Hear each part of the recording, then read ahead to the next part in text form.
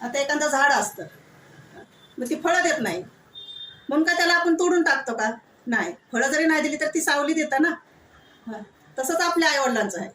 जरी आईवडील म्हातारी झाली तरी ते आपल्या डोक्यावर सावली आहे ना त्यांची, ती कमी आहे का?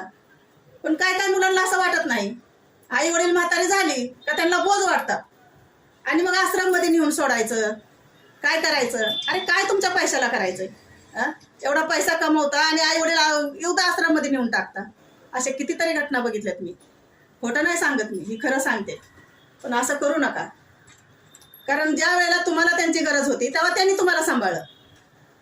आणि आता त्यांना तुमची गरज आहे तर तुम्ही आश्रममध्ये नेऊन टाकता. कमीत कमी माणुसकीच्या नात्यानं तरी सांभाळा. अशी मुलं आहेत आजकाल जगामध्ये, काय सांगणार? अशी परिस्थिती आहे आजकालची.